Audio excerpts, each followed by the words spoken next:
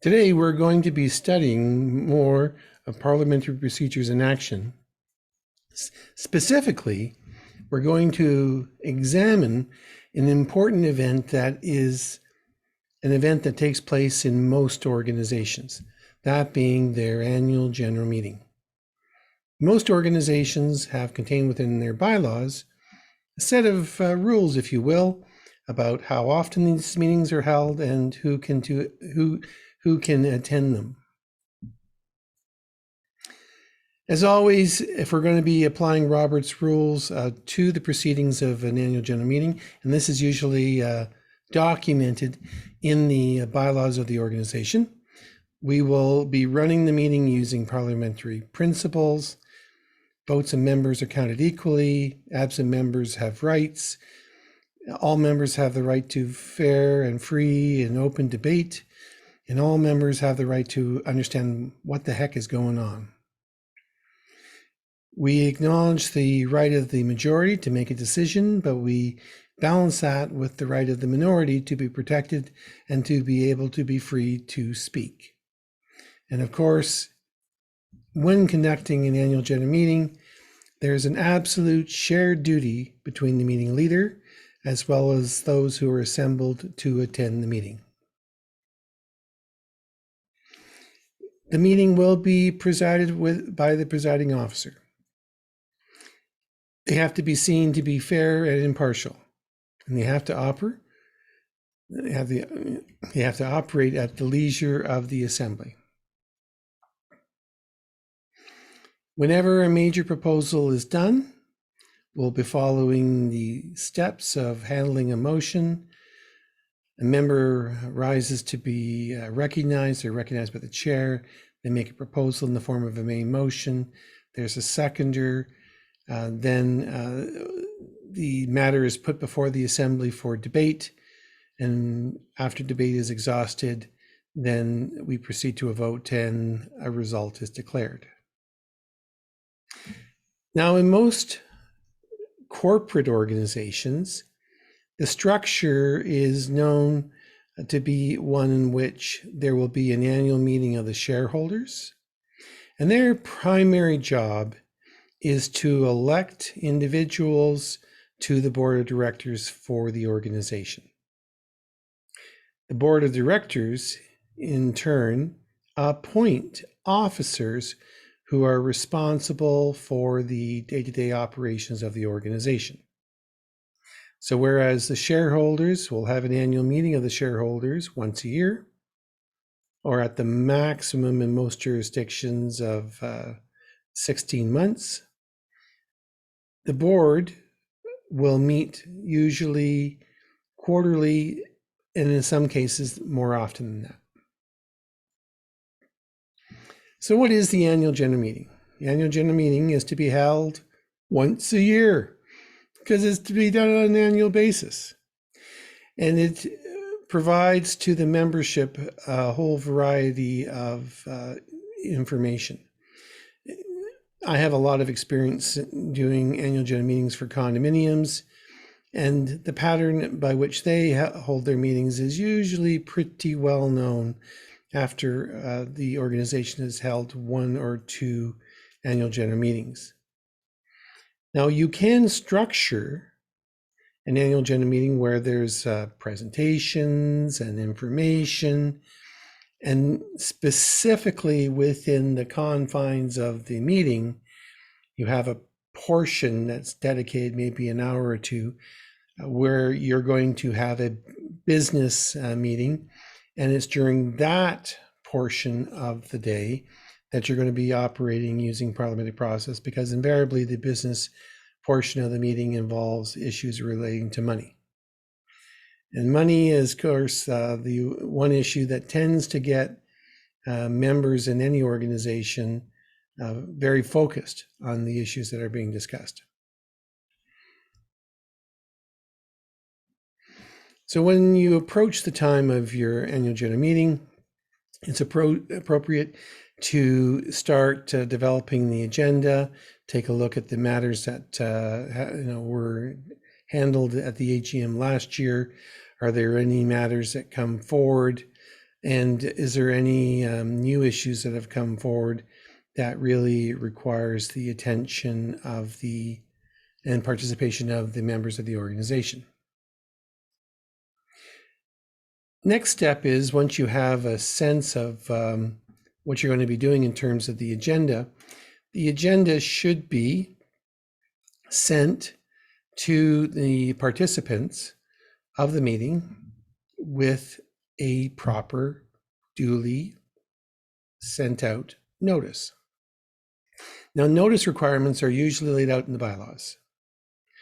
It usually tells you how much time before the meeting the notice should be sent out. And usually bylaws will define how notice can be sent.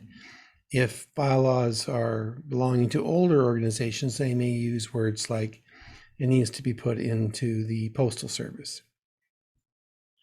Today, there is a growing acceptance that notices can be sent out by email. But if you're using this as a practice, you're cautioned that you may want to consider to send your emails out in such a way is that there's a proof of service, in that you don't have a situation where a member says to you, I didn't know there was a meeting. I never got that noticed. You need to have some mechanism by which you can say, gee, I've got a return report here that you did open the email. And so that's just a word to the wise. But of course, whatever we're doing in terms of the notice, it should be consistent with the bylaws and good governance policies. So then, at least 1 week before the meeting is to be held, the agenda is reviewed. If you're going to bring in individuals who are going to be speaking to key issues, you should organize that those individuals will be available at the meeting. And, if there's going to be reports, and this is a very efficient way of handling a lot of business, in that you have a formal report prepared by each person who has a responsibility, like the treasurer. And if possible, that goes out with the notice. If not, that's fine. It can be given to people as they're arriving at the meeting, but it's in a written format. And instead of having the report orally presented, you just simply have the individual responsible for the report rise, give a little 2-minute brief dissertation about the material, and then open the floor for a question too, because people have had an opportunity to read the materials, and you're giving them an opportunity to provide questions. Now, the questions are only for information. They don't change the conduct of the meeting, but they do help for the circulation of information appropriately. You may wish to designate time to agenda items. And, you have a working agenda ready to go. It's printed and ready for circulation as people arrive for the meeting.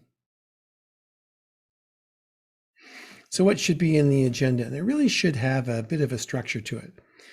The notice should have, all the things that you would expect, minutes of the previous meeting, maybe a financial report, notices of motions that have been received, and the agenda itself.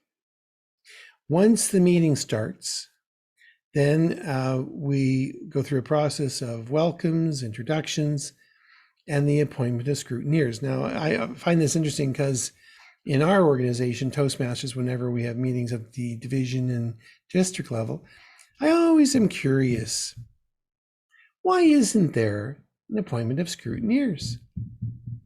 And you may ask, who's a scrutineer? Well, we actually, as Toastmasters, have this process in the place when we have speech contests. We actually have people that will pick up ballots and count them. And a scrutineer, their job is to collect ballots and count them. So why aren't they appointed at the beginning of the meeting?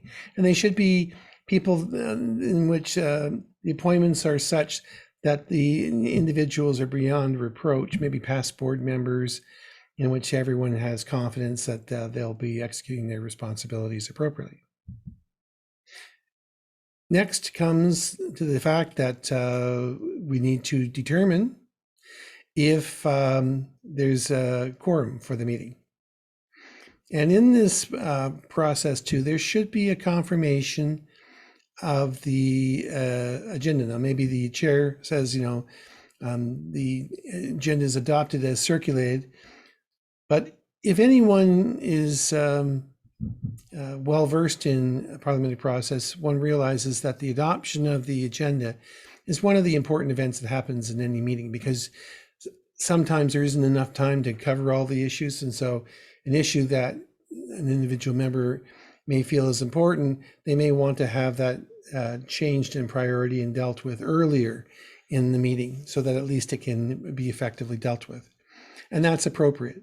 Now, if people are wanting to introduce new items, well, that's a matter of protocol and a horse of a different color, because people have received the notice and have made decisions whether or not to attend the meeting or not.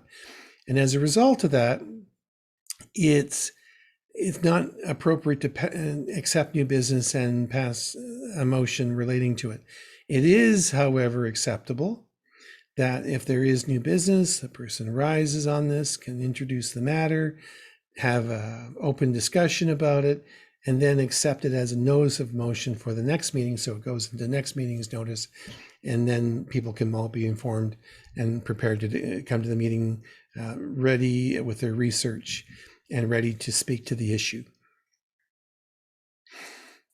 You want to bring up next any items that have come forward from the previous meeting.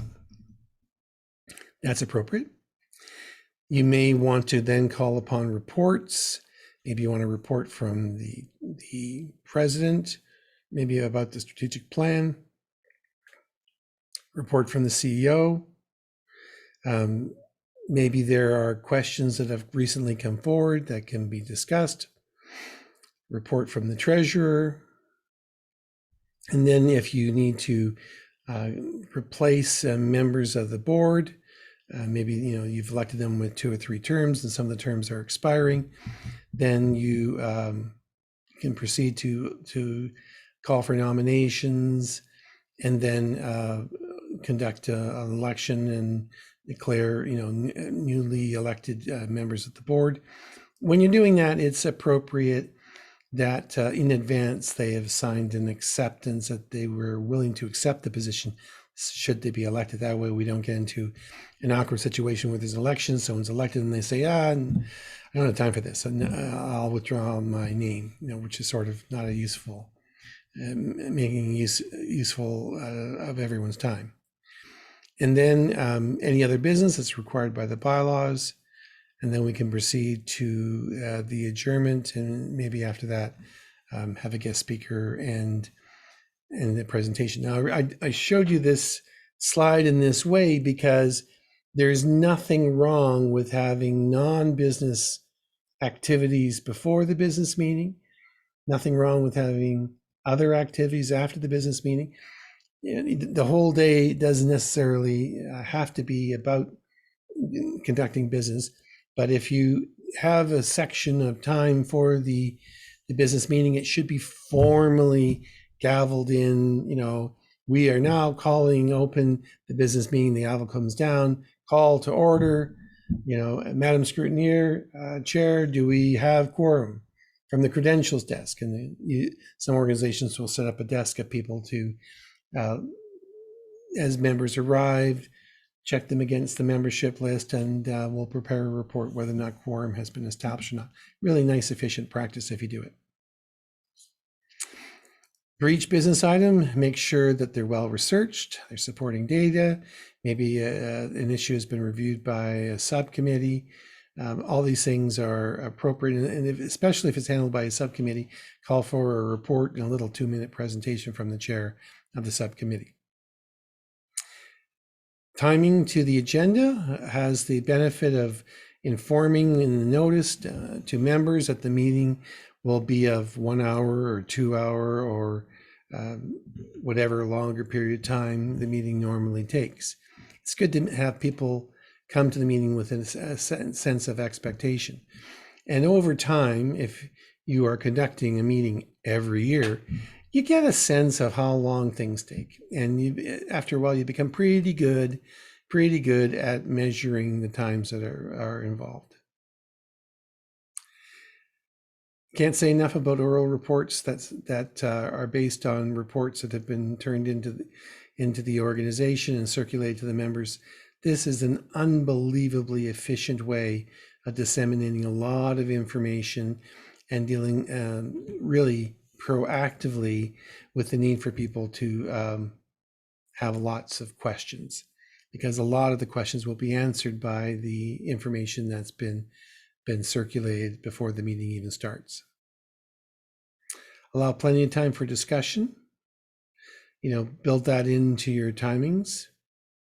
And if clearly an issue is cycling in arguments, there's nothing wrong with the chair suggesting that they would like to entertain a motion to refer this matter to an ad hoc committee or a standing committee where it can be studied in greater depth and then brought back in terms of a formal report. Again, a useful tactic. I had one firsthand situation where we were putting two organizations together that had two sets of bylaws, and I looked at all the issues, and most of them were pretty trivial. Where's the office going to be and this type of thing. But there were clearly some issues around membership fees that was incompatible between two organizations. So I took the chair aside. I said, let's go through these bylaws by paragraph, and let's offer a choice to the membership: yes, no, or it goes to the bylaws committee. And by doing that, we got 92% of the Constitution passed with 2/3 approval. And of course, the little bit that wasn't passed was all about money. And so for 1 year, the members from one organization paid what they normally paid, and the members from the other organization paid what they normally paid. And then a year later, all that was left was the money issue, and a comprehensive, unified membership package was created by the subcommittee and accepted at the next AGM without any questions at all. So it worked really well. So that's just something to think about when you're dealing with sometimes a controversial issue. So at least 5 days ahead of the meeting, review and get to really know the supporting documents, and that are contained within your agenda, and just be well versed and well prepared if you're in the role of the chair for the issues involved. Nothing is more difficult than being handed an agenda that you're working as the chair and you don't really know it well, and people start firing some questions at you that you just may not be prepared to cope with. So preparation here makes a big difference. Of course, as presiding officer, if you're in the role of this position at an AGM, I find nothing works better than if you have a little arsenal of jokes that you can pepper through your work during the course of the day. Nothing helps better than the chairperson who's got a little bit of sense of humor and can apply that humor appropriately at different junctures of the game, of the AGM. Okay, ladies and gentlemen, now we're ready for the good stuff. Money. Let's talk about the budget. Madam Chair, Madam Treasurer, what can you tell us about our money? Do we have any left? Are we in overdraft? A little bit of kibitzing. That kind of thing really helps. And I suggest that when you are in the middle of doing an AGM, because it personalizes the chair to the membership. I'm here, I'm in the context of a condominium, I'm a condominium owner too, you are condominium owners. We all face the same things. I'm just here in this role today, and I won't be here forever, but we can have fun about this, so there we are. And so You're there to work through the agenda, keep everyone on track with time. You want to encourage people to speak. You know, if you feel that you see expressions from members of the floor and they clearly are being emotionally impacted by an issue, there's nothing wrong with you saying, Susan, you got something to say on this? There's nothing wrong with that. And if you can pull some of that feedback into the meeting, it will help deflate any concerns that people may have or misgivings. It's just something that you acquire with a little bit of practice in this role, but it really, really helps, especially if you're dealing with something like a board meeting and you are seeing two members of the board constantly talking about an issue. You know, you heard it for, you heard against, and you could say any more discussion, but there's nothing to stop you from saying, Fran, what do you think about this? And you're pulling their participation into the issue. And doing that sometimes really helps. And sometimes you get some very thoughtful input to the topic at hand by doing that. Ultimately, the meeting will come to the end and you will adjourn it. Nice to note, if you can end on a positive note, you know, focus on the things that clearly everyone was in agreement with.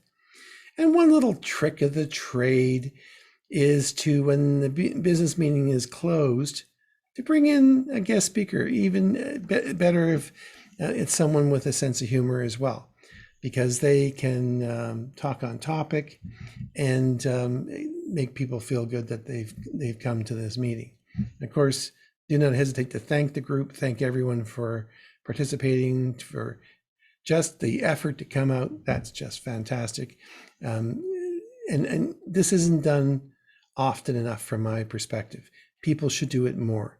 They should end on a positive note and thank everyone for their participation, because they're investing their time into this meeting, and that is an important investment.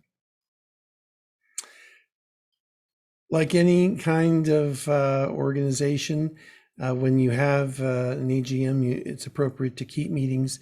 Having a recording secretary that's doing the work of recording the minutes, that's very, very appropriate.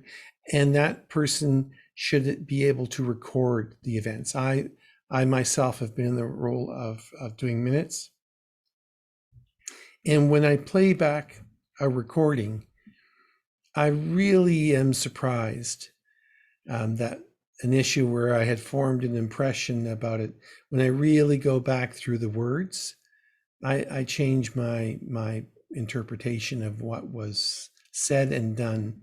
And I've done a better job of making the minutes more realistic and accurate as a result of that. So I think that's something that should be a resource given to a recording secretary. For Pete's sake, we now all have smartphones. You can download inexpensively an app that turns the smartphone into a tape recorder. Why wouldn't you use that as a resource? And make it clear to everyone, yes, this meeting is being recorded, but the recording is only for the use of the recording secretary. And once they have formulated the minutes, the recording will be destroyed. Of course, in all this, we remember Robert's rules and remember the order of precedence that we work with. And finally, we will work within the chart of motions. And really, this is only within the confines of the business meeting, within the context of an annual general meeting. An annual general meeting can be an event that runs all day long. The business meeting can be just one element of that. You can certainly appreciate that it's all part of appropriate corporate governance. Business corporations need to have annual general meetings. They elect boards. Boards conduct meetings with Robert's Rules of Order. And in this context, it's important that we keep records, and all these elements come together to have a productive and useful meeting for your organization to advance the goals of your organization.